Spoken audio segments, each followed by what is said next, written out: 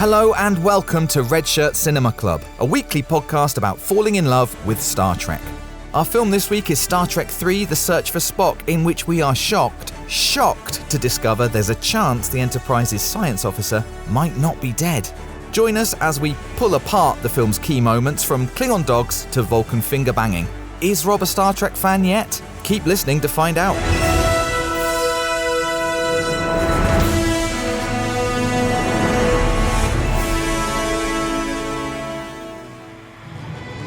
All that they've loved, all that they've fought for, all that they've stood for will now be put to the test. Star Trek 3, The Search for Spock. The word, sir? The word is no. I am therefore going anyway. You do this, you'll never sit in the captain's chair again. Engage auto systems. Clear all moorings. Cleared, sir. 1/4 impulse power. Someone is stealing the Enterprise. Warp speed. Klingon bird appraiser. She's arming torpedoes. Shields up. The shield's non-responsive. Fuck!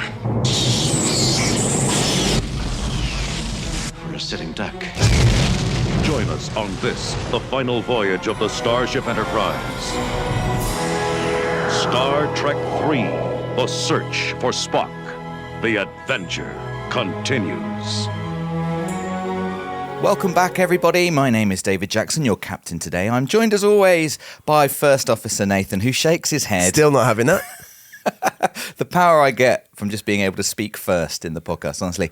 And, of course, little civilian observer, Rob Pearson. One day, I will be a real boy. If you study hard Yeah. and you pass your exams... You could be like Crusher, like Will Crusher? What's Will his Crusher, name? yeah. I was like, Wesley is it Crusher. Wesley Crusher, yeah. Will Wheaton plays Wesley Crusher. I don't know who that is. No. That's We can get you a I red know shirt. who Will Wheaton is. there you go. Okay, well, Will Wheaton started life as a Star Trek actor. Did he? Yes. I did not know Wow, he didn't Yeah. start life. Oh, no, he did. that. He was born and he was immediately a Star He Trek was in actor. Stand By Me, wasn't he? Yes, that's true. Oh, Before yeah, Star yeah, I Trek. forgot about that. That's great as well. What a great movie. But we're not talking about that. We are talking about Star Trek. Thank you so much for joining us once again on our continuing mission to find out if the Star Trek movies alone can turn Rob, a big sci-fi fan, but somehow devoid of any knowledge of Star Trek, into a Star Trek fan. We are finding this out scientifically using the method of watching all of the Star Trek movies in chronological order and taking regular checks of Rob's warp speed. We're currently travelling along at warp 2 We are. towards fandom. Yes. Yeah. Which is actually incredibly fast, except in the world of Star Trek, where you can get up to like warp 9.9. So there's quite a long way to go in terms of speeding along. So there is no warp 10. Warp 10 is like... I believe it's Light theoretically possible. Warp 10 is you hugging Jonathan Frakes on the floor of a convention somewhere. Who's Jonathan Frakes? We've got to stop doing this, Nate. Why haven't we learned? Rob doesn't know about Star It's Trek. very consistent. It's like we're testing the format all the time. We are on episode 4. I can't believe it, of our journey, and have just watched, or last night, I should say, Yes. we watched The Search for Spock, Star Trek 3, The Search for Spock. If you haven't seen it yet, please Get out there. consider going and watching it before listening to this podcast, as there are going to be loads of spoilers for what happens in the movie and what we think about it. As always, we watched the movie and then refused to speak to one another about it. So I have no idea. We haven't We shared went for dinner a single... and didn't talk about We it. went for dinner together and didn't talk about it. We haven't shared a single microbe of our opinions. I'm so excited to get into this one. So let's get going, as we always do, with Rob's synopsis of Star Trek 3, The Search for Spock. He's smiling. There was a tiny bit that came out at dinner about the dog. Can I just space talk about dog? the dog? I believe it's called a targ. A targ. Oh, Yeah. It had a nickname from the crew. I can't remember what it was. I really liked the dog. Right, okay. I just thought it great. was great. It's a little bit of character in there. Yeah.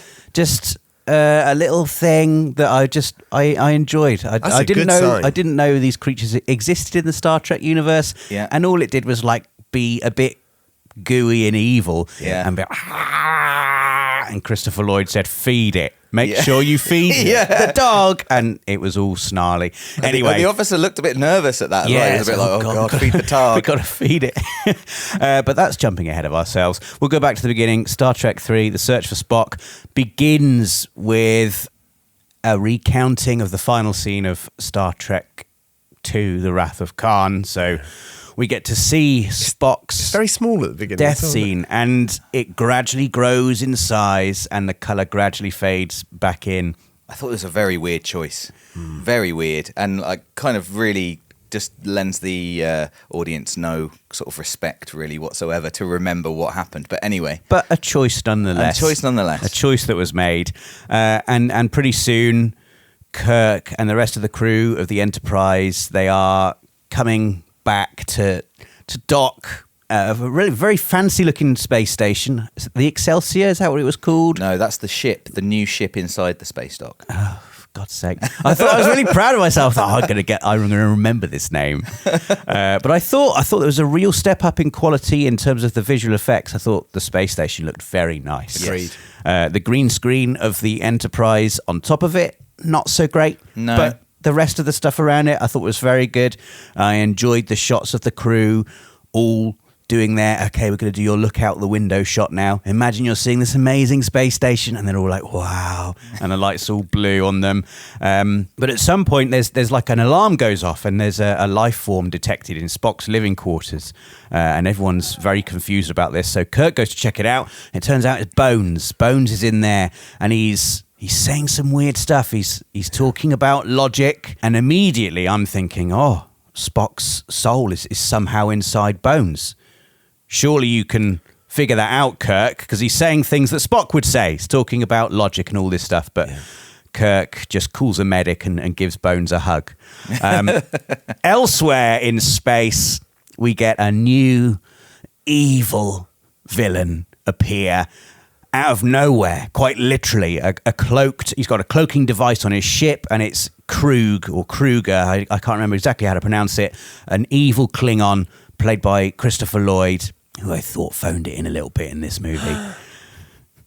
I don't know. I don't know if I could. Continuing on the streak of villains who turn out That's to be true. just rubbish, I thought Whoa, I thought I thought you were Kruger. going to Come on a say minute. compared to Montalban, he was bad, and I was going to agree. I mean, he was worse than Khan, definitely. God, no. Yeah. Khan had some charisma and a little bit about him. Ultimately, I don't think he was very good, but Christopher he Lloyd's did lose. Kruger, we'll talk about what he does later in the film, but it's not a lot.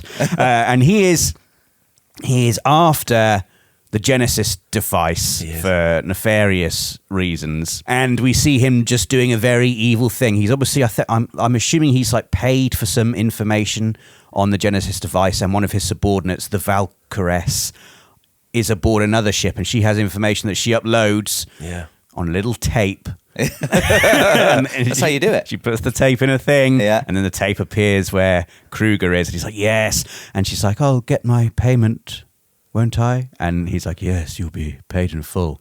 Or maybe it's the captain who says that. But anyway, the Valkyries knows that she's about to be killed. She knows that she's done her job and she's about to be sacrificed. No one else on her ship does. And evilly, Kruger turns his big warship around and blasts this other ship out of the water. And it's, I thought, a quite effective establishing bit of film to say this guy is evil. Well, it's He not will- just.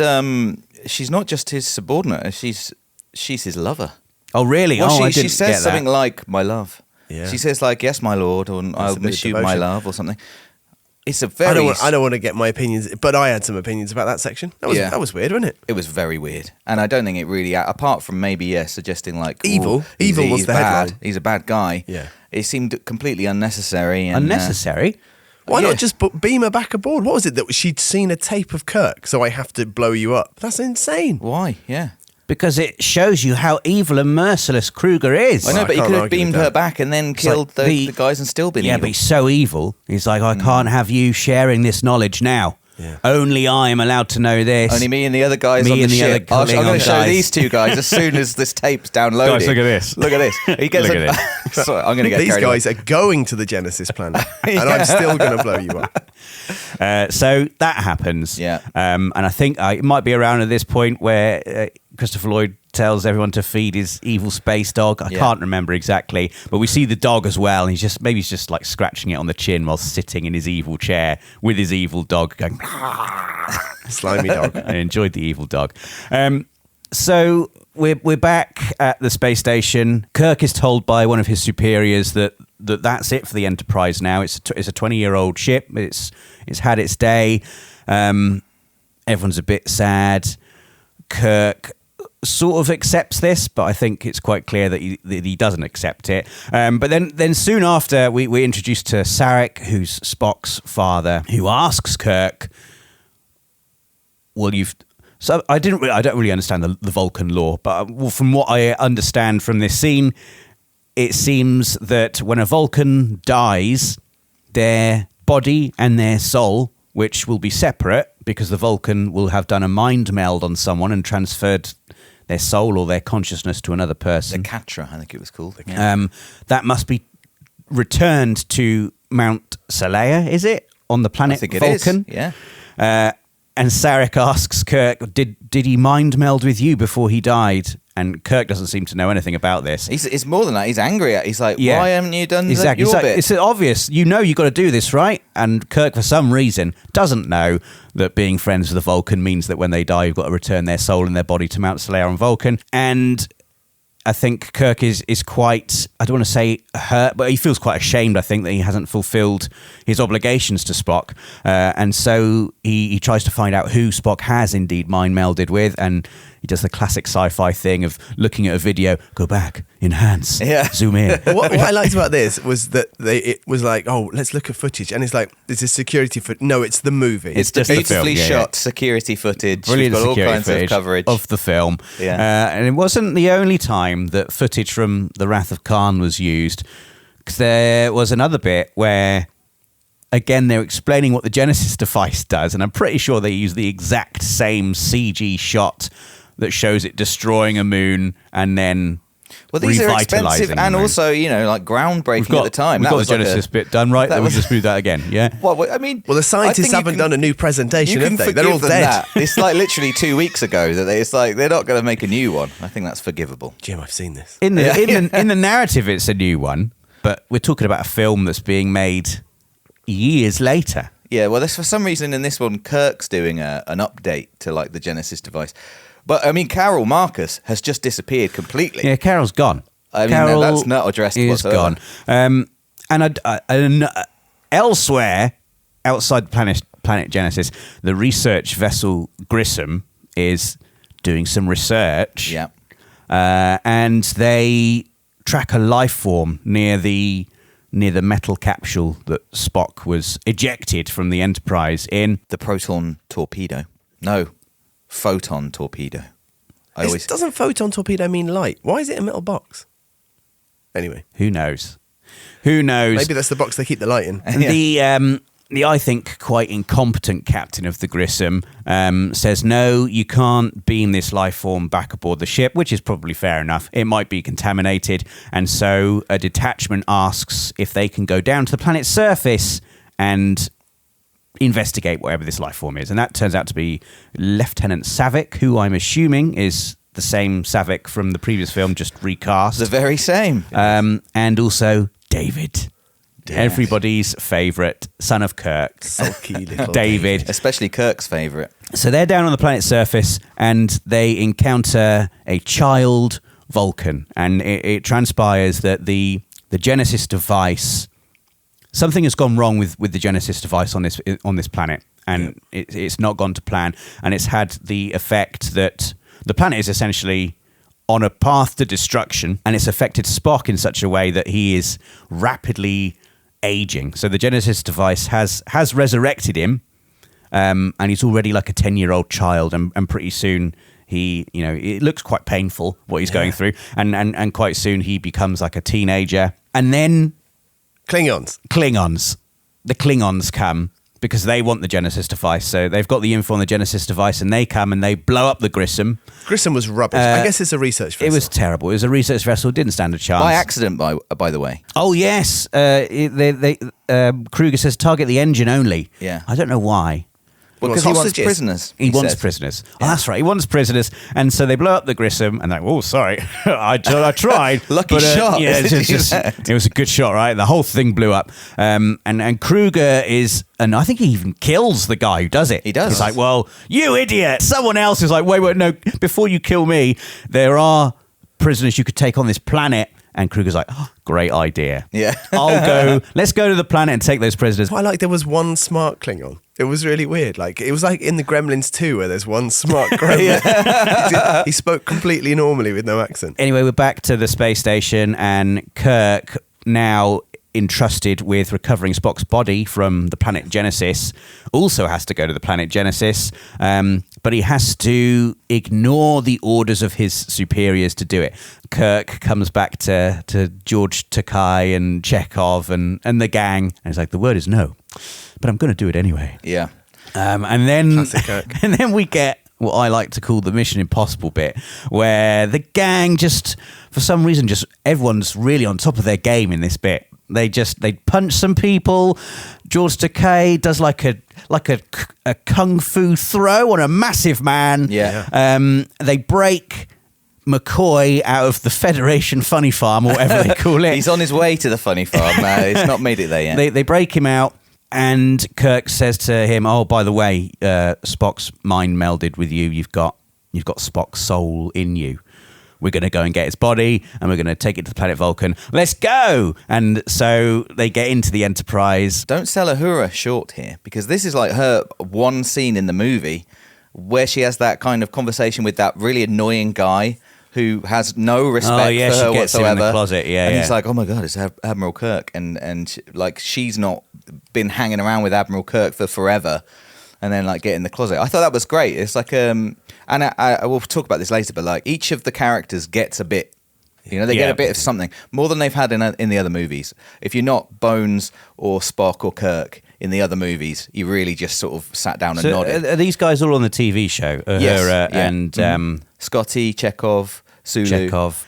So they all get a cool bit, and it reminded me just a little bit of, I thought it was a bit Mission Impossible-y. Yeah, Definitely. Where everyone's got a role. Leather jackets. Everyone's got a role to play. Everyone looks kind of cool all of a sudden. Leonard Nimoy Kirk's- was on Mission Impossible, the TV show. Was he? Yeah. Oh, I did not know that. And Kirk is wearing, I thought, quite a cool jacket at this point. Okay. Like we're doing I'll get my good collar out for this bit. It's like when you see your teachers outside of school. It's So a weird little bit seeing like them that. as like human beings. Like, oh my God, they're out of uniform. They go, Kirk's into the Enterprise. He's like, we're going to get out of here. Warp speed. And someone else quite casually is like, Kirk, if you do this, you're going to be in big trouble. I've got my tractor beam. You're not going to be able to escape at warp speed. But Kirk's going anyway. And this guy's the captain like, of the Excelsior. the captain of the Excelsior is right. new Well, ship. let's get on the Excelsior then. The Enterprise isn't going to be able to get away from us on the Excelsior, the much better ship. And they escape on warp speed.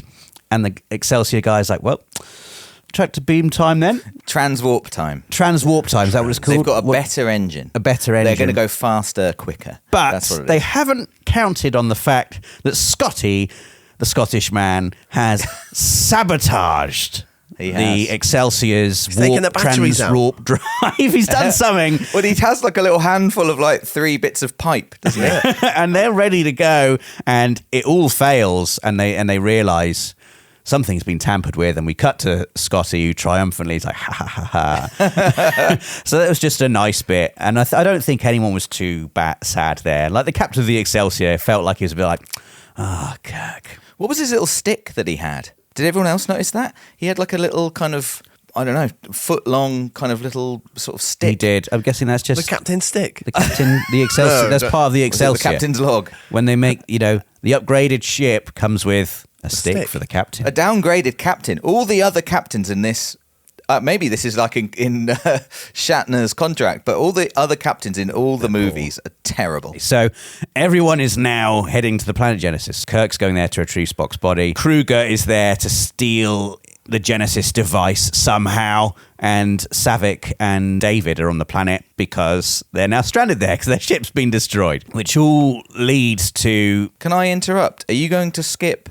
the Vulcan love scene? And I was thinking about this last night, whether you would recognize it as such. And that's also because I watched an interview with the actor who plays young Spock during this scene, and he talks about how it was kind of controversial and like Paramount wanted to cut this scene, and Nimoy was like, it's really important. It's a really important thing. It's the first time we've seen the Pon Far, and I haven't got a clue what you're talking how about, erotic can it be? Like, you know, blah, blah, blah, blah. This would be the first thing we talk about after the synopsis. Okay, carry on. Because So Dave's we've- obviously got notes. We've skipped the Pon Far. Okay, I have no idea what you're talking about there. I'm sorry. He touches Savic's face at one point. Is that what you're talking about? Yeah. pretty yeah. much. Keep going. that's basically it. Well, I didn't understand really what was going on there. No. Is Savic a Vulcan? Yes. I didn't get that either. It's the ears. It's pointy ears. Does that just mean Vulcan? Pretty yeah, much. but also the logical approach. She's got the eyebrows, the logic, the lack of emotion. There, I think it's quite clear. Did you not think that in the Wrath of Khan, Savic and Spock, you know, they kind of. I had no idea Savic was a Vulcan in The Wrath of Khan. No. This human woman's pretty cold. Yeah. Well, It I would be a didn't logical get it at captain. all. Like, she just looked like Kirstie Alley to me. I mean, it was Kirstie there's a Alley. little Wow. bit more in this movie. Yes, she's got the same sort of eyebrows and the pointy ears, but I don't know how many races there are. I don't know if that means Vulcan. That just means Vulcan, right? Eyebrows and ears. Well, Vulcan. no, not necessarily. Actually, you could be Romulan as well. But we'll get They're into the that. same. Yeah. So anyway, carry on. They've met the Klingons. So I can't remember. So Kirk, they arrive at the planet Genesis. Kruge's ship is cloaked at this point, and they have a little confrontation here. Enterprise is sort of ready for it. They see it. They literally physically see the distortion in space from the vessel, and they're basically ready to fire as soon as it uncloaks itself. It does uncloak itself, and they fire, and they absolutely wreck Kruge's ship. The Enterprise just seems to be very good. So much better than all the other ships. Kruger's a bit useless, and sadly, it means the dog dies. Yeah. From what I can From tell. one hit. Do you know, that was crazy. Lucky shot. I do enjoy, if a ship is hit in Star Trek, the default shot to go to is you go to the bridge and sparks fly and people are just like, "Ah!" And if there's a dog, it's dead. and the dog dies. The computers always explode for something. Loads of sparks always come out of screens. Lots of explosions. everything's blowing up. And again, oh no, that's what this is a cool bit. This was a cool bit. Kirk tries to bluff his way into making Kruger's ship surrender, knowing that he's got nothing left. And I think Kruge sort of calls his bluff. It's like, no, you're going to be the ones that surrender. And Kirk's like, oh, okay, well, all right, you can board our ship then. And he very quickly, him and Chekhov and Scotty all input the detonation codes, the self-destruct. We skipped over code. something quite important. Yeah, you've missed something quite key. Have I? I think you were about to get to it, and then maybe I interrupted. Yeah. Yeah. What's happening on the surface of the planet that might make Kirk sad? Yes. I know I do remember that bit, but I couldn't remember if that had happened before or after this. This is where I am unsure of timeline the order of events. Okay. Well, it happens. The Klingon ship is attacked, seems to be kind of disabled, but then they attack back and actually disable the Enterprise. Yeah. And Kruge, feels he has the upper hand, and to hammer it home, he's like, "I've got some of your prisoners." Oh yeah, okay. And so I can't remember what he wants. Maybe he thinks Kirk has Genesis Project information, but he's like, tell me the information, or I'm just going to kill one of the prisoners. And so he does. And he tells his subordinate, who's down on the planet at the moment, kill one of them, and whichever one you like. And he chooses to kill David in what has to be, I think, one of the most anticlimactic and terrible action fight sequences I've ever seen. They're We all don't bad. even have to see. It's quite. We don't even see the death. It made me feel like actually that it was quite real in a way. I mean, I haven't seen a fight to the death, but it's so not. There's so Nothing, no yeah. action. There's no It's kind of action. like a bit of a grapple. Well, he's about to execute him. They're all just standing there, and David's like, actually, no, I'm going to fight back here. Yeah. And they have a little tussle off screen. The death happens, and Savic's just like, he's dead. Well, Kirk, he's dead. She's emotionless because she's a Vulcan, which again That makes a didn't bit realise. more sense now. So there's like a tiny bit David more goes in there. characterization I think there. at this point as well, I've also forgotten that David, I think, is feeling a bit bad at this point because am I correct in thinking that the reason that this planet is currently on a path to destruction is that David has used proto matter, which is bad. He's cut And a it's- corner. and it's made. Yep. It's a bad thing that he shouldn't have done, and that is why the Genesis device has malfunctioned here. Savic points out that he's quite like his father. So maybe it's like a bit of redemption from David here. He's like, well, I've got to try and redeem myself. But he ends up being killed, and it's all very strange, this scene. So they just tell Kirk that his son is dead. I think William Shatner does his absolute best to do a reaction of what it would be like if your son had died, but it's like they forgot to tell the music or anyone else that something really dramatic and sad had just happened. So anyway, then they initiate the self-destruct sequence on the Enterprise.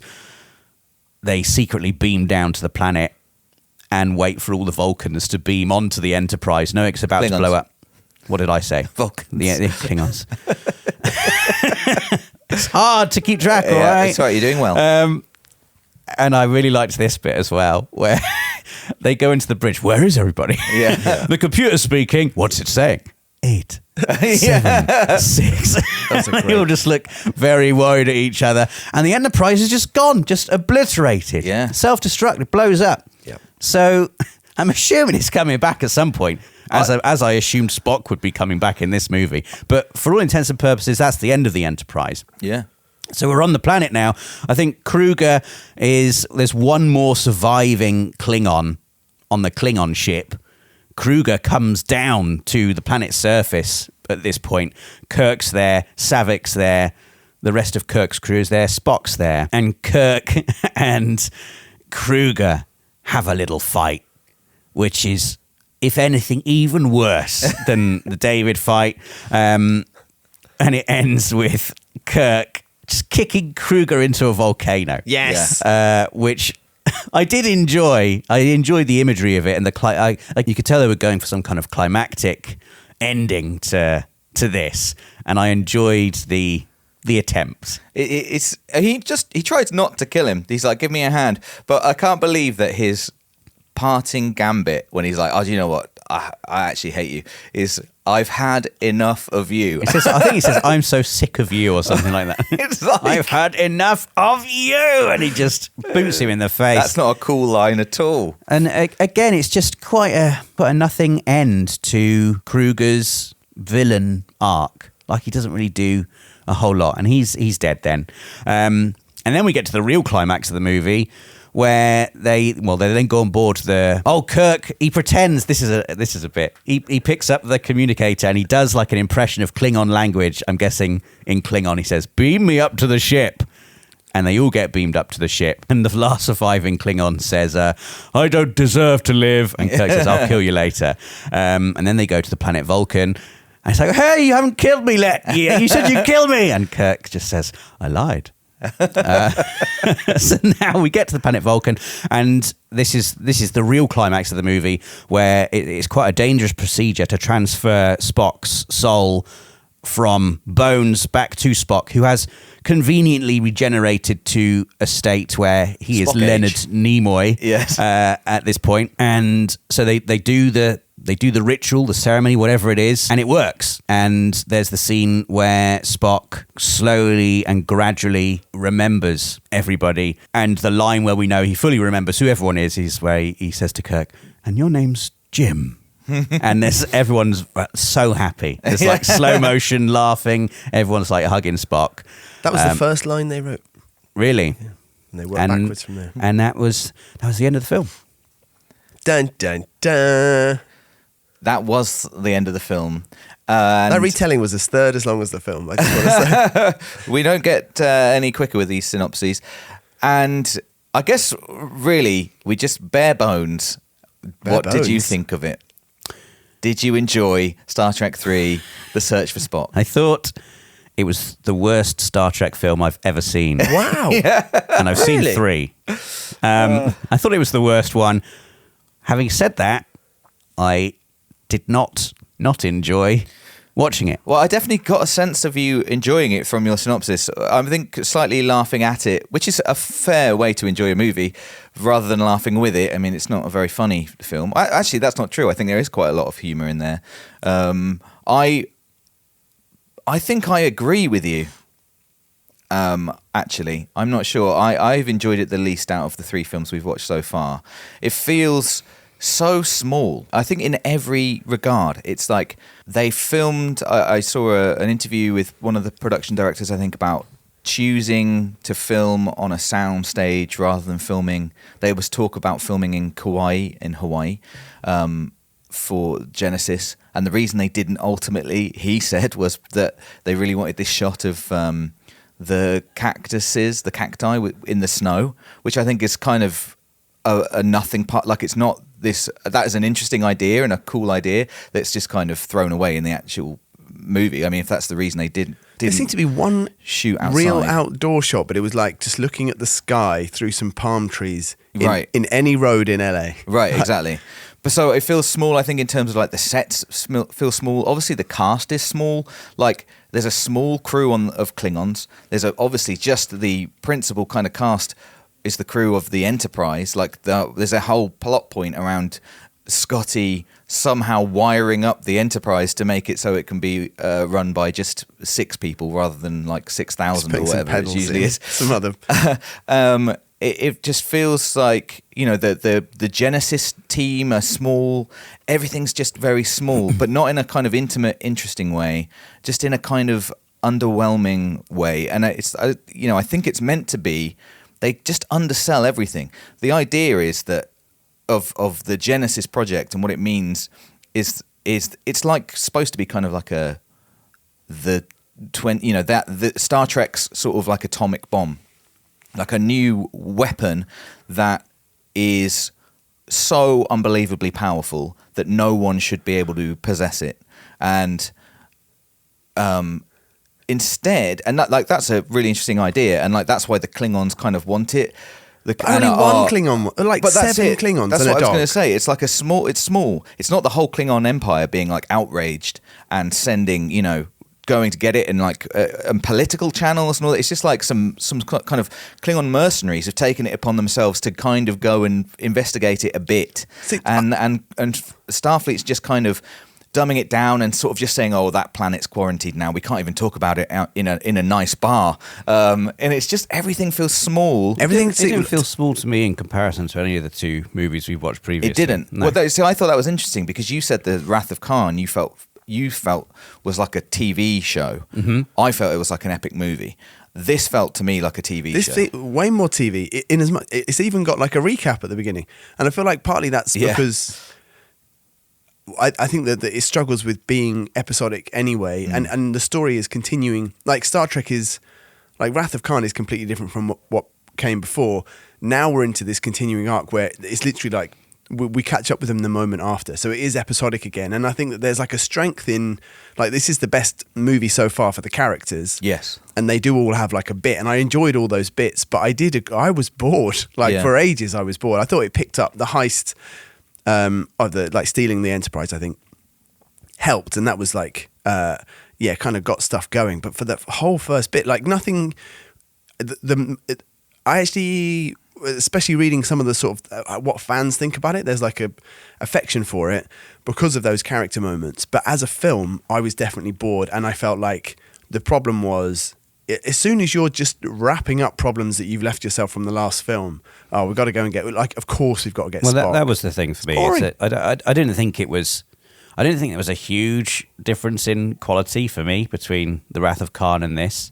I thought The Wrath of Khan probably was a better film. Yeah, I think I actually enjoyed myself more in this film than I did in The Wrath of Khan, despite thinking this probably isn't as good a film. Right. But what felt small for me was narratively. It just felt like, you know, the whole question after The Wrath of Khan is Spock really dead? And it just felt like they spent an hour and a half saying, no, he's not. Yeah. Leonard Nimoy's name wasn't in the credits at the start, which I thought was quite a cool thing to do.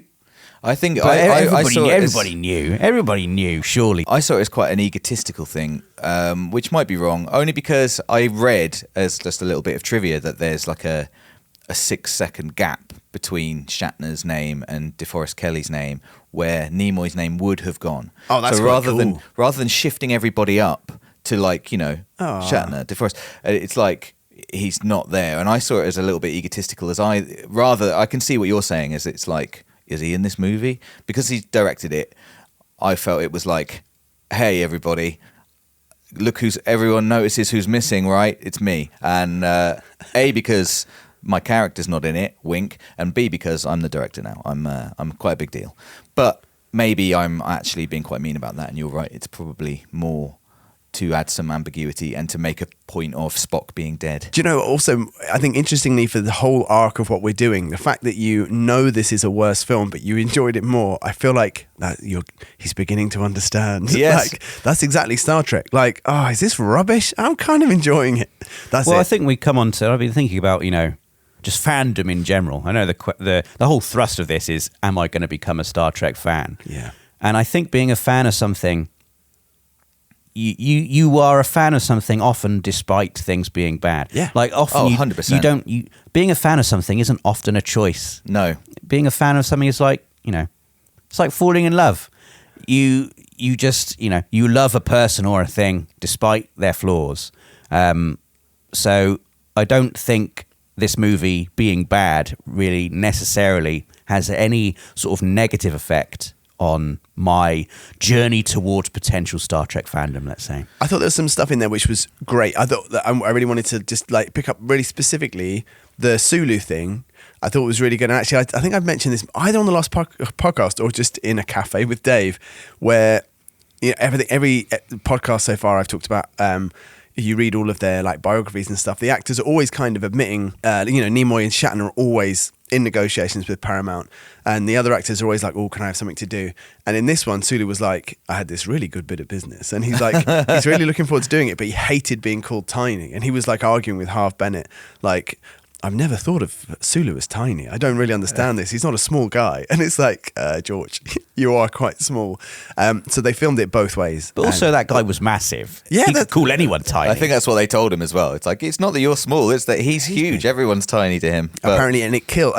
And weirdly, loads of these stories are, so the actor had this ego and we did it the other way and the audience loved it. And they're quite happy to admit that too. So yeah, I really, my favourite bit of the whole film was when the crew is on the bird of prey and they're just trying to work out what a button is, and it's like the three of them in one shot just kind of looking at the screen, and that there's like an affection there and a really soft sort of humour, which I was like, this, for whatever reason, I don't know why, some accumulated memory of watching these films at Christmases in the 80s or whatever, but I was like, oh, I love this. It made me think of, I can't think of a specific movie, but I've definitely seen a movie where like a British crew infiltrates like a German submarine during the war, and they're all like, I don't know, like, I know how submarines work, but this one's, how do they put the knobs in the same place we put the knobs? I don't know.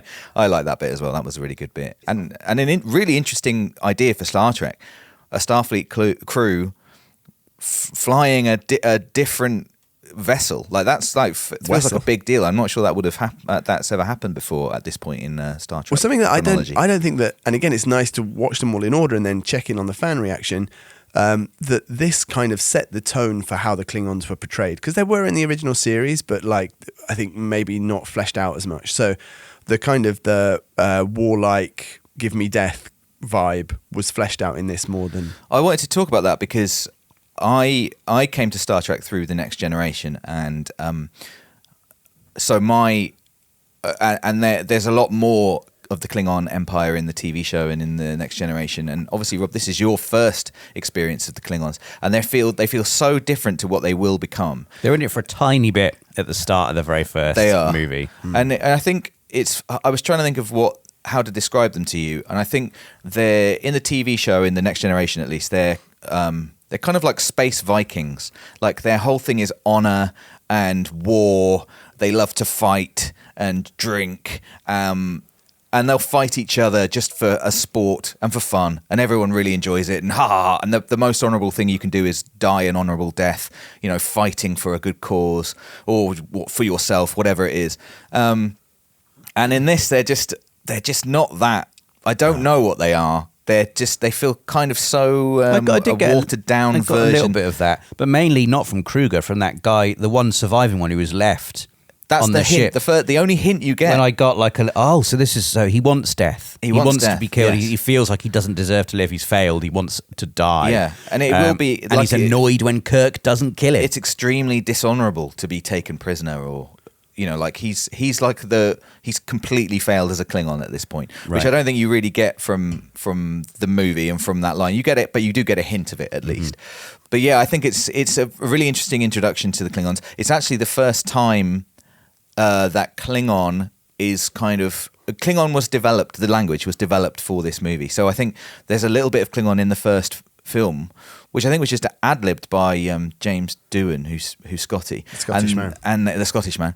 And someone, and I'm sorry to that someone, I've forgotten their name, but they were responsible for creating the Klingon language. And he basically took that very small bit of ad-libbed Klingon from that movie and then extrapolated it and created a whole language. There's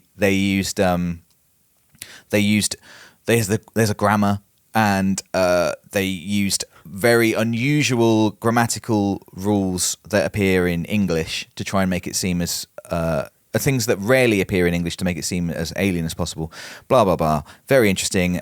But what I thought was funny about this was that they said they wrote all these lines, and then when they came to filming them, often people would just get it wrong, and then they would, rather than reshooting it and going, it's actually dah, duh, or whatever, they'd just go, it's fine, bach, duh will do, and they just would change the language. He's just like, I'll just change all the rules of the language so that you can say the it. The fact that it was Christopher Lloyd who had to speak some Klingon. Yeah. I feel like I did actually, and this is probably against the rules, I read a little bit of the IMDb trivia page. What the for heck? this. You're not allowed to do that? Because I after just watching the movie? After watching the movie, Okay. yeah. That's more allowed. One thing that really made me laugh was that Christopher Lloyd didn't understand the little communication device rules, and he kept shouting at the ship in the sky when he wanted to be beamed up, and he had to be repeatedly told, Christopher, you just speak into the device. You don't need to shout at the sky. Yeah. And it reminded me, and this is a very random fact, but I did a college trip to LA when I was 18, and I saw the pilot episode of a sitcom called Stacked, starring Pamela Anderson as a librarian being recorded. Wow. And that's an amazing title. One of the and Christopher Lloyd was in it, and he was just like a curmudgeonly guy, like a regular. There was a coffee shop in this library, so there's two sets are the library and the coffee shop.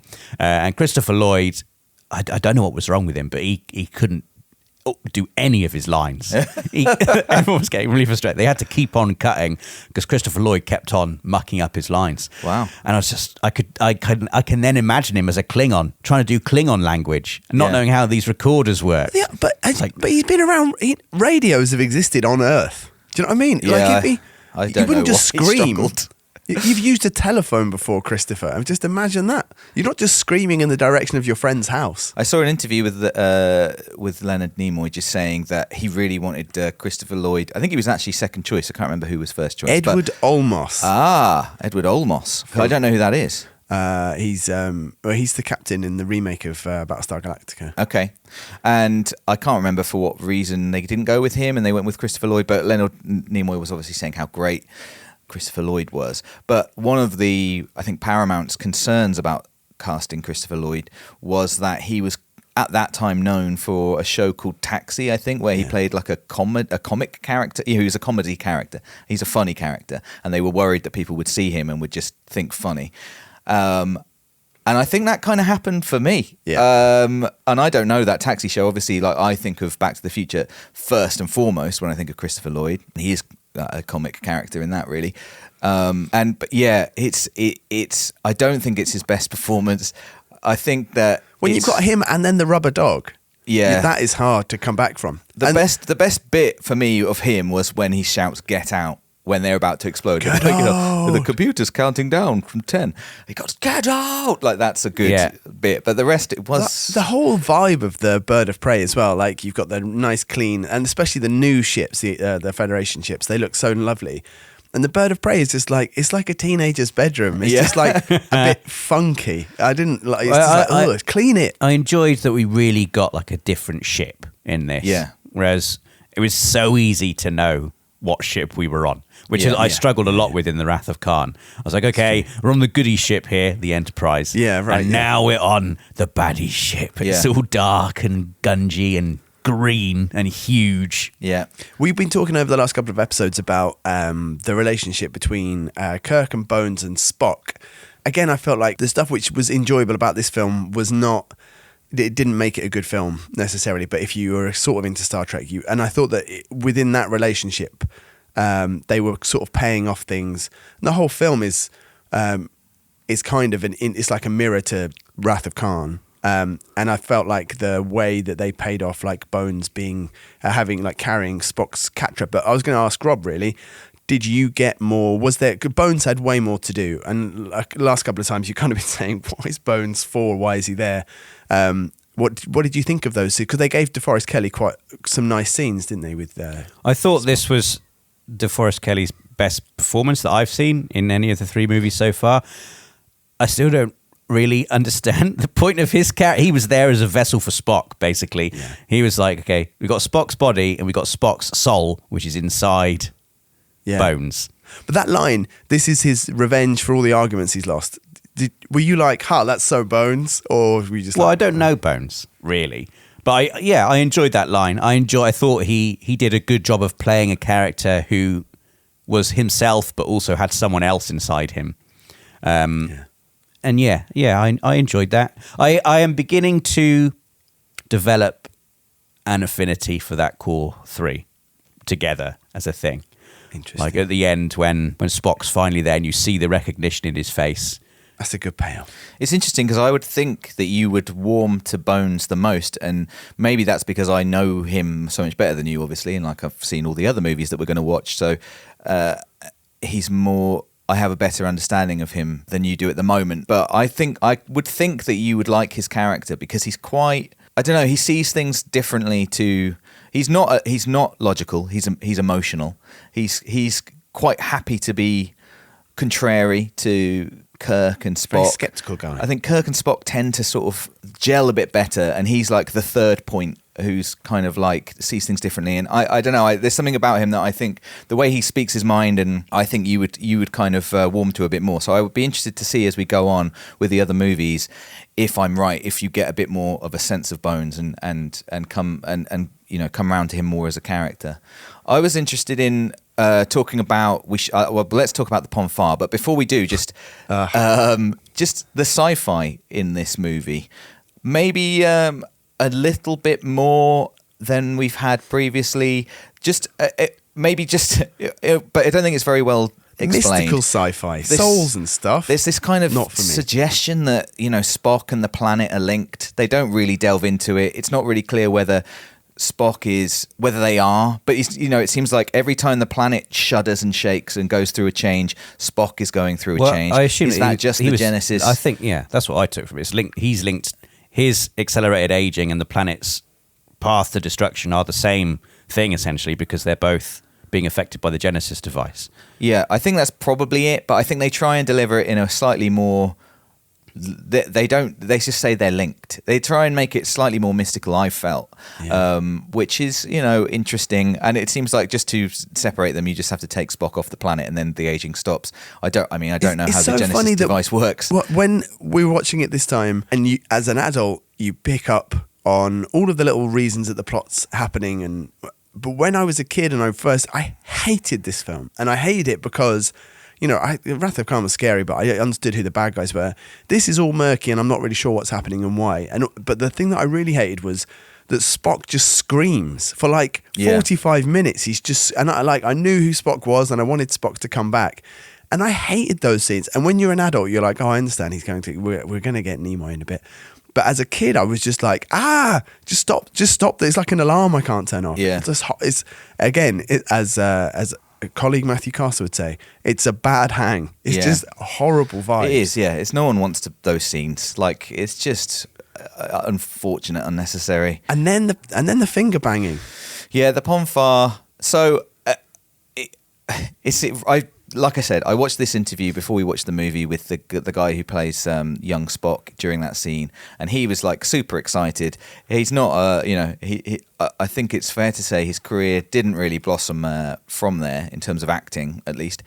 And he's clearly pretty proud of that scene, not least because I think more or less in his own words, he, has sex with Robin Curtis's character, who is Savick. Which he's like, hey, it's pretty cool when you're 17 to supposedly sleep with this. How weird as well that Savick's like, young Spock, Well, and in this fact, is amazing. I can barely even remember this scene. I know, and that's kind of my point. Is that and he also said about how Paramount were not sure.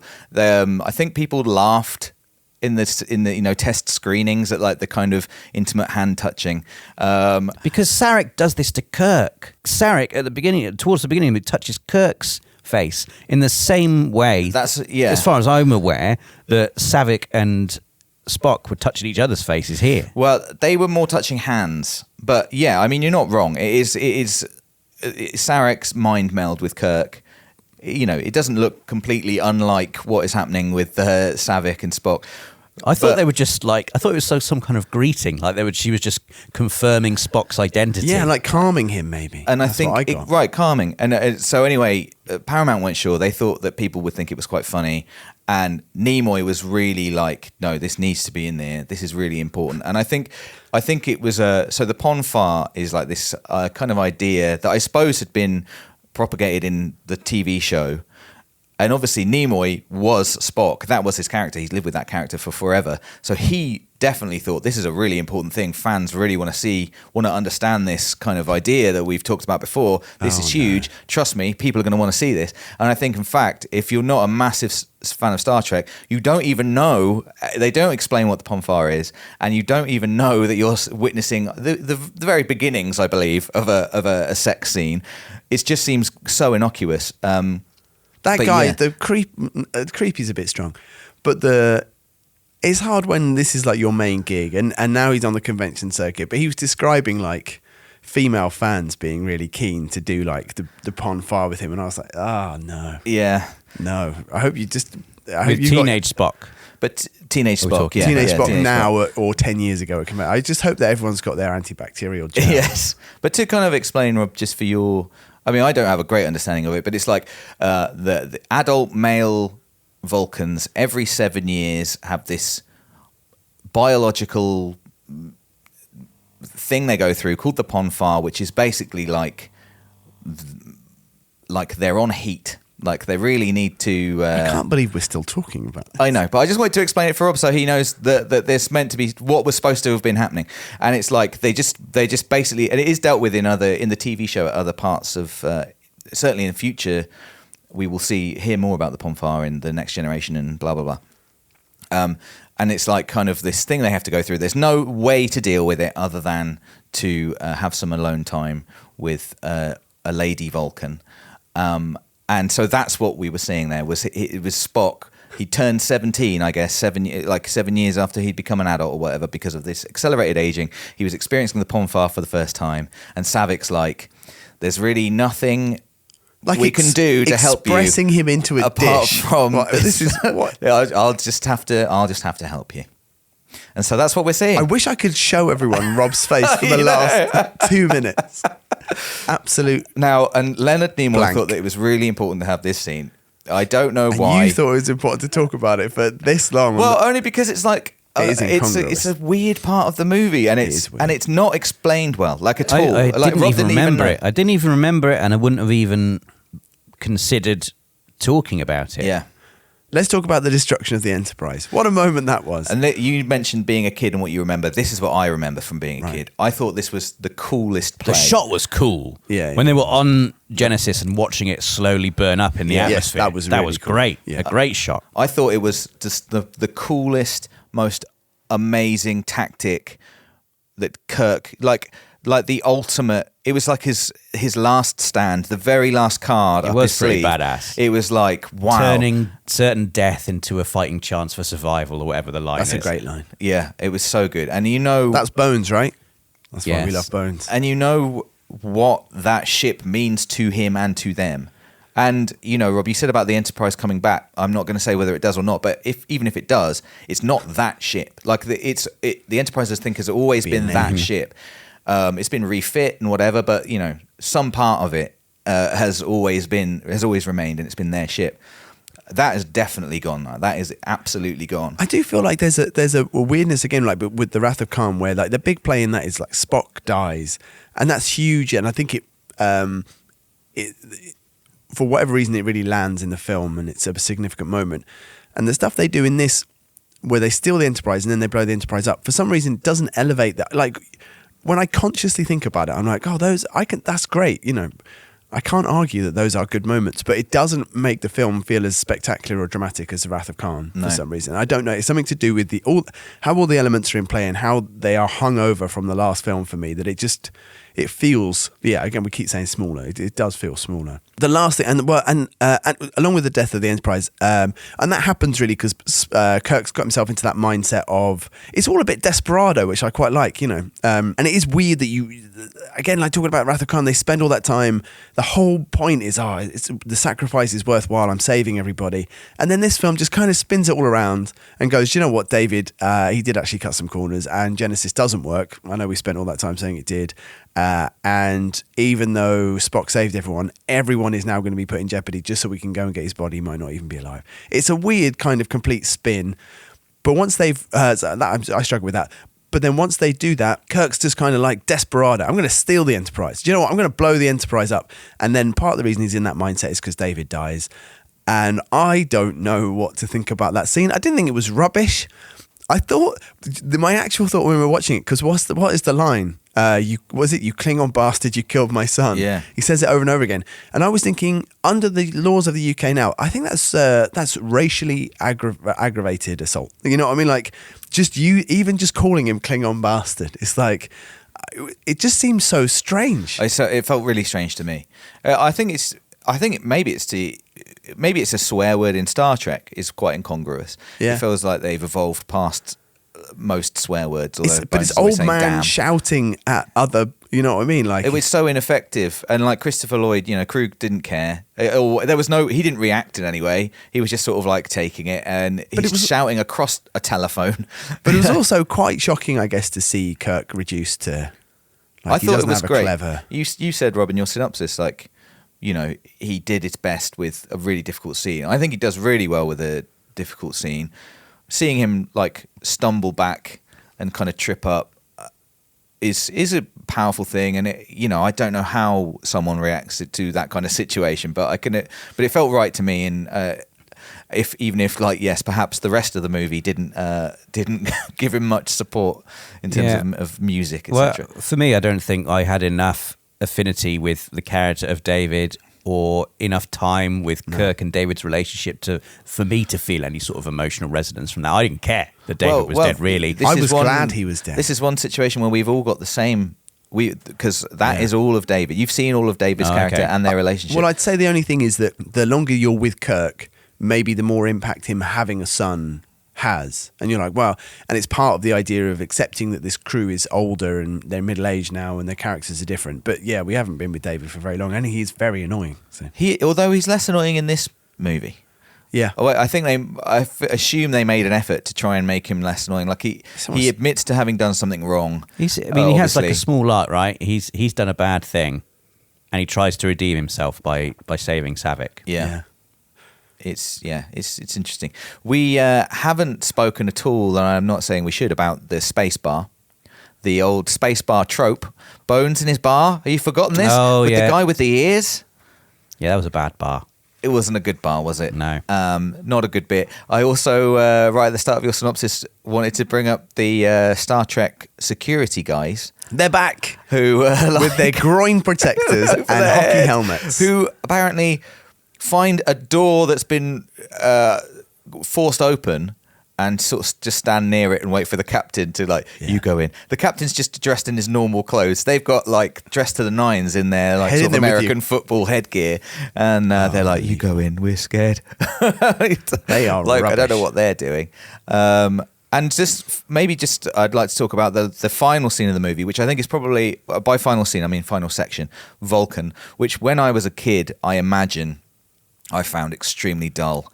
But actually, I really enjoyed in this time around. I really enjoyed that whole section. Apart from, they very much told us that it was a dangerous procedure and showed us quite a nice, serene situation where the two men lay down and a lady touched their head and said some words. And I wondered whether I would be interested to know whether there was they discussed. I can imagine budgetary and kind of effects. constraints, meaning that they couldn't figure out how to make it more. Yeah, it's like something. You're waiting for the result of an operation to happen, and this could be risky, but then it just goes well. It's like Bones comes down. I'm fine, Jim. I'm all right. I'm good. I felt like he said that a little bit like, I'm fine. Yeah, by the way, I'm like, all right. No, you're waiting for Spock. But I'm like, by the way, I'm fine. So thanks for asking. He doesn't really say I thought like the final scene paid off really well. I thought it was Yeah. great. I love that moment. And I was going to say to you, Rob, there is a shot of the mountain. It's all red, I think, or was that on Genesis? But I think there's a really nice one of Vulcan with the platform that comes out. Yeah. And I thought that was very cool. Thought you'd enjoy that. And the very last thing we see, I don't know how you felt about this, but again, this made it feel like TV. And the adventure continues. Da, da, da, da, da, da, da. I don't think that's particularly TV-ish. It made it feel small again. Like At the end of every James Bond movie, it's like James Bond will return. Yeah. In True. whatever the next film's going to be. That is true. I mean, I can't explain. Maybe it's just because I believed this movie. I had already decided this movie felt small, and so this felt like something else. But it suggests. Well, first of all, I think it's the first time where they must have known there was going to... Well, they're saying there's another movie. And this is the first time where, Star Trek 3 wasn't greenlit when they didn't know they were going to make Star Trek 3 until Wrath of Khan was a success, which I think was actually very quick. It was like 3 days after. Well, I don't think they didn't have the green light for this, I don't think, for the next one. So I think it was, it's not a massive gamble. It was a bit of a gamble, a bit of a play. But it's a big, that feels like a big deal. But it also suggests, well... I won't say, but I was just going to say, it suggests again that we're going to be following on directly from this movie rather than just, kind of the difference between 1 and 2. They've figured out a formula, haven't they, at this point? And that formula feels a little bit like TV again, because it's that small group of characters. Yeah, right. Yeah, the more it gets like the TV show, the more it kind of works, though. That's what you want, though, right? As Star Trek fans. But it doesn't leave you really. It's interesting. The adventure continues, but also, do you feel? And I haven't thought about this much, but do you feel like there are threads to follow? Adventure? Were there cliffhangers? Is there something? If it was just the end of the movie, I feel like you'd feel like it was resolved. Yeah, we're not like going looking for Spock like we were last time. It's like the end. It's resolved. But they've told us the adventure continues, and it's like, oh, okay. Well, maybe that's because they needed to. On? Can I give us some small facts about the film coming out and what it did? Yes, please. Yeah. It did well, hooray! So they were correct in saying that the adventure continued, because it definitely would. It made $87 million worldwide from a $16 million budget, so similar. I like those maths. Yeah. So they're keeping the budgets low, and the numbers are staying roughly the same, which is great for everybody. The plan is working. Critical reception was mixed this time, but pretty good. Richard Schickel, who you remember maybe completely smashing up the motion picture, said it was perhaps the first space opera to deserve that term in the grandest sense. And Roger Ebert called it good but not great. Roger Ebert, like what? Phoning it in He called there. the first movie fun, and he calls this good but not great. Yeah. We spoke about. I already kind of said what else was going on in 1984 last week, because the top 10 really just seems like, oh my God, this is, all the American movies I remember from my youth. But just to kind of recap, so it came 8th in the US box office of all the movies released that year. First was Ghostbusters, Indiana Jones and the Temple of Doom, Gremlins, Karate Kid, Police Academy, Footloose, and Beverly Hills Cop were the movies that finished ahead of it. So interesting, though, that group of movies moved into the just slightly more comic. Even I heard Indiana Jones and I got excited, and the Temple of Doom and I got sad, because that's not a good Indiana Jones movie. No, massive hangover. Like George Lucas talks about it as being his divorce movie. I can't remember if I was already... And this feels, to me, this is... Star Trek 3 is the Temple of Doom to Star Trek 2's... It is low-key. Raiders of the Lost Ark. Do you want to go to a planet with rubbish special effects, which is breaking apart, and there's a small boy screaming? You guys not see the Wrath of Khan? The Wrath of Khan is fantastic. It's got earwigs in it. I think it's the performances that elevate it. I think that the Kirk versus Khan, I could watch them those two guys. Agreed. Kruge's like a pantomime villain. He's Agreed. rubbish. Kirk versus Khan is better than Kirk versus Kruge. But And the battle scene, the space battles, that you see inside the Enterprise getting blown up, all those guys dying, those rookies. There's real stakes. Yeah. Whereas this is super small stakes. Yeah, they should stick to ship versus ship. When it's person versus person. Like that action scene between Kirk and Kruge was awful. It was very It was terrible. A TV show. Yeah, it was very original TV series. show. I love feel the like kind of- I wondered if they even had a choreographer. Honestly, I was like, maybe they just get together in the morning and they're like, oh god, right, we've got to do a fight then. Or maybe I'll punch you. Well, in Shatner's book, he does talk about, and so I went into Harv's office and we worked out some moves that and I was like, oh no, this is why it's so bad. That's a good move. Should we do we do the score before setting the scene? I can't remember. I think we should take Rob's warp speed now, and then we'll find out about. Can the we next ever movie. go backwards? I think you can. Because it's our cruising speed in general towards fandom. It's racing towards fandom, and you can definitely slow. You can cool your jets for sure. Interesting. Let's So- find out. To remind listeners, or to explain, just so we're all clear, we ask Rob every week for his warp score, the warp speed at which he is racing towards fandom. We don't know when he might arrive at fandom, if ever, but this gives us a bit of a temperature gauge. We've been travelling along at 2 since the very first movie, Warp 2. Mm-hmm. Rob, what warp speed are you travelling at now? You know what? This movie was the least good of all the movies I've seen so far. But we're at warp 3. Wow, that's a whole warp point. I love this. And I love this. And I think you've really... It warms my heart, and you really nailed what being a fan is of something. Yeah.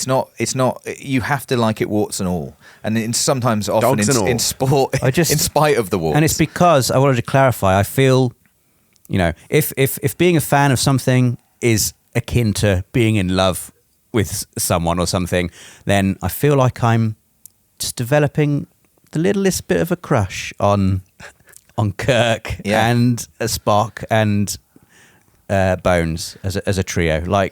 I like seeing them together on screen. It's funny because I thought that you would like Star Trek because of the sci-fi, and then when we started watching the movies, I realised that actually there's not a lot of sci-fi in the movies, and forgot how great the characters are. And it's great that you're developing an affinity for them. I really like that. Warp 3 we're at now. Warp 3. And we're speeding towards Star Trek 4. Rob, before we talk about what's next in the series, we should hear if you've got, and I'd be very interested to hear what you have, any recommendations, Other anything space dogs that this movie kind of made you think of, or that if you enjoyed this movie, perhaps you might enjoy? I can't think of any other space dogs, but there are a couple of things it reminded me of, and these are both things I have mentioned before. There are a couple of things it reminded me of, and I have mentioned both of these things before on the podcast, but it was very specific. One is the whole Spock regenerating thing reminded me a lot of those episodes of Doctor Who when you get a new Doctor for the first time. Very specifically, the very first episode with David Tennant, after Christopher Eccleston's Doctor regenerates into David Tennant's Doctor.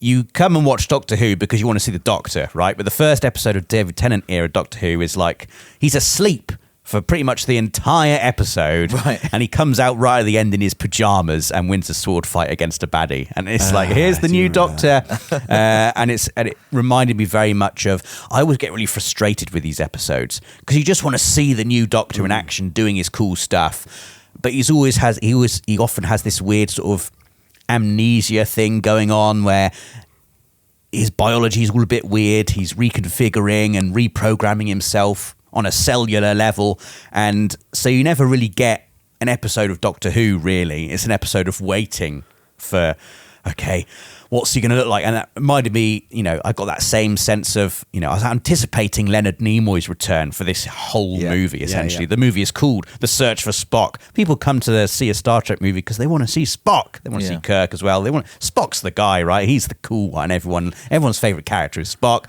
And you don't see Spock, proper Spock, until like the last proper Spock until the last 5 minutes of the film. You were talking about how it was so frustrating for you seeing like this crying child. You're like, that's not Spock. That's not Spock. 100%. And in a similar vein, like a man lying there in his pajamas all confused. That's not the Doctor. I want to see the cool Doctor. So it reminded me of that a lot. So if you enjoy watching things where the main event is like withheld until the end and you get a frustrating version of that in the lead up to it, the payoff's cool. The payoff of seeing Leonard Nimoy return and say, "And your name is Jim." Oh, it reminded me, we haven't talked about this, but they had that weird inflating Nimoy face. Yes. That was weird. Yeah. Yeah, I felt like that was probably a far reduced version of what they wanted it to be. So often the case is used quite sparingly, isn't it? Also, we did say the phrase "Finding Nimoy" earlier this week, which was just very Yes. good. More than likely the title of this episode, I'm sure. Yeah, and then the other thing, again, I've mentioned this before, but in the destruction of the Enterprise, it reminded me a lot of the destruction of the Normandy spaceship in Mass Effect. Like a big, iconic, the Normandy is as iconic, I think, within the world of Mass Effect as the Enterprise is in the world of Star Trek. And so that was a big deal when that happened. But yeah. Nice. Those were the things it reminded me of. And as I say, I think if you like Star Trek and you haven't watched Doctor Who, I mean, you haven't watched Doctor Who, Dave, No. and you haven't played another Mass podcast. Effect, then you've got to go and do those two things.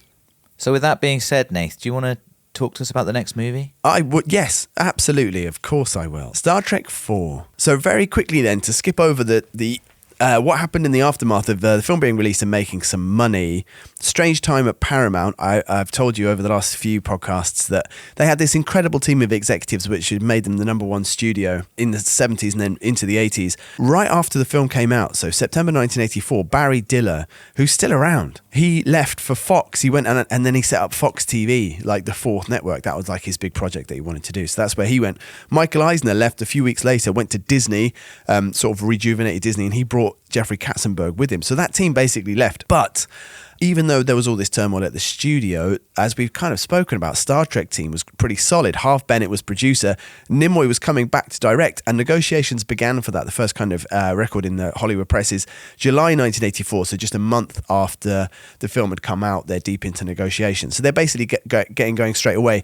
We haven't talked loads about, but there was with Nimoy directing, Shatner obviously had a certain reaction related to his ego, and the rest of the cast was slightly worried, but I think everyone was like, well, this has worked out, we're going again.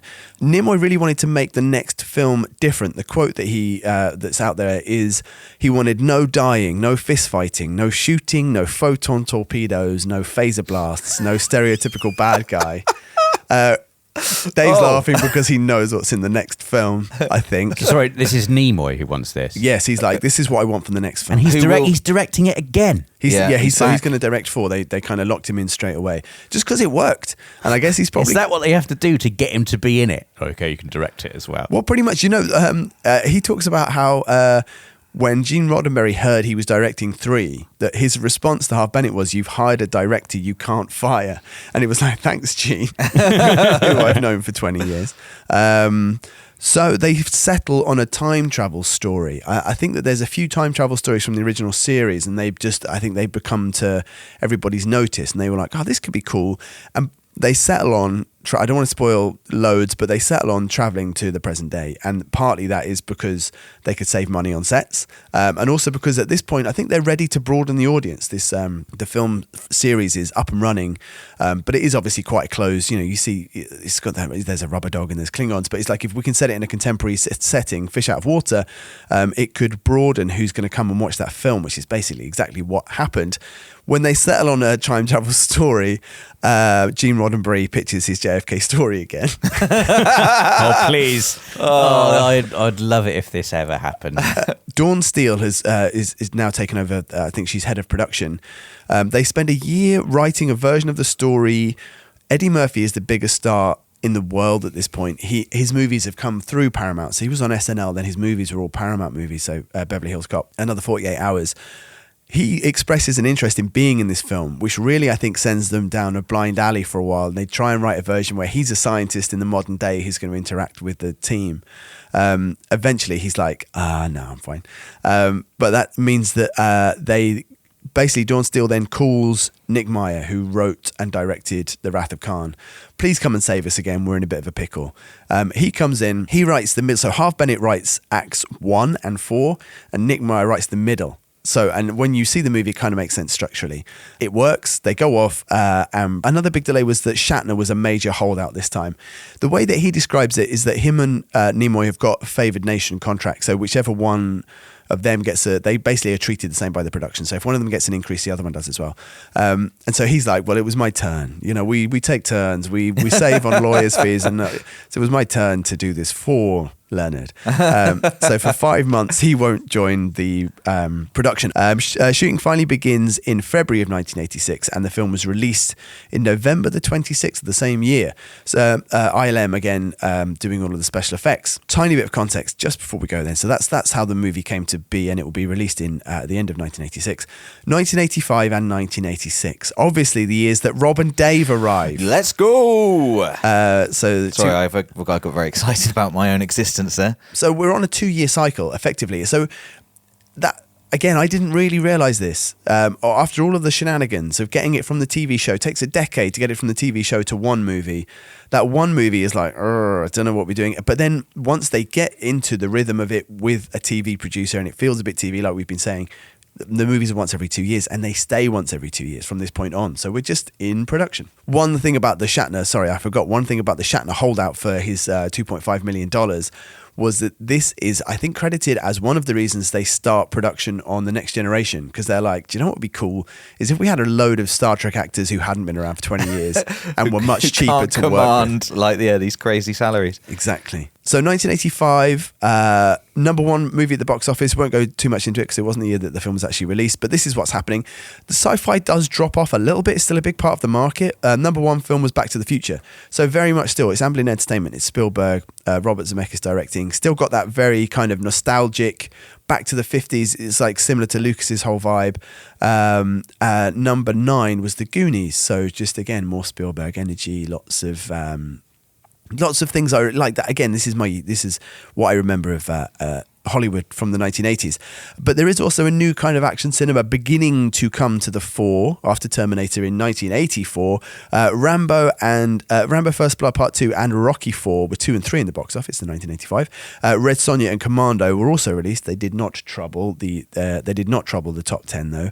And in terms of sci-fi, 1985, Brazil and Legend came out. Brazil, the Terry Gilliam movie, Legend, the Ridley Scott movie, films which I really enjoy because they've been recut, and there was problems around their release. Actually, Brazil should have been released in 1984. So just like weird trouble on the, like, weirdness is creeping into the, there aren't the same just sort of commercial optimistic movies as there had been in the past. And there's lots more VHS is beginning to show in the market because there's tons of like low rent horror movies coming out. 1986, Star Trek 4, The Voyage Home, released in a year in which Top Gun was the number one film at the box office. Science fiction continued to be a big part of Hollywood. Some of the science fiction movies released this year: Aliens, The Fly, Short Circuit, Flight of the Navigator, Critters, Howard the Duck, and Transformers the movie. Wow. What a group of movies. We're kind of over the golden era of Spielberg and Lucas already, I think, at this point. But obviously their after effects are still to be seen everywhere. Events of 1986, I think everybody's favourite bit of the podcast. Chernobyl. Oh, wow. The Chernobyl disaster was in 1986. The Soviets launched Space Station Mir. Prince Andrew and Fergie married. Pixar was founded. So they spin off from... in 1986? Yeah, well, I think that's when it's like... spun off from ILM and with investment from Steve Jobs, and that's when it's like officially set up. The Challenger disaster happens early on in the year, and has the movie is dedicated to the crew of the Challenger on its release. World Cup, Diego Maradona cheats against England in the World Cup in Mexico. And in terms of movies, Take My Breath Away is a massive tie-in success with Top Gun, and Graceland, Paul Simon was released. It's a Kind of Magic, the album from Queen. That's 1986. That's all you need to know. What a year. And I was born. What a decade. Oh, yeah, and Rob was born. Yeah. What a decade. That's time. exciting stuff. Yeah. Thank you for that, Nath. I think that has... very much set us up for the next movie, Star Trek 4. It's so 80s. The Voyage Home. It's so 80s. And I got to say, Rob, I don't ever want to. I don't like to say anything that puts you at disadvantage or applies pressure to the next prejudice. film. But I'm very excited to watch the next film with you. And obviously, Nath has already alluded to some part of how it might go. It's going to be very interesting to see what you think of it. And that's what we're going to be doing next week. In the next episode of this podcast, you've got 1 week to get yourself a copy of Star Trek 4, The Voyage Home, and watch it. And then join us next Monday to hear Rob's synopsis, our thoughts on the film, and find out what's next in the series. All that's left for us to do, though, is the same thing we do every week. The most important part of this entire podcast, and that is to ask Rob, are you a Star Trek fan yet? Not yet. Not yet. After next week, though. You've been listening to Red Shirt Cinema Club. If you've enjoyed listening, rating and reviewing the podcast would really help us out. We'll be back next Monday with another episode, and in the meantime, we'd love to hear from you. Send us an email to redshirtcinemaclub@gmail.com, where a team of highly trained tribbles await your correspondence. See you next week.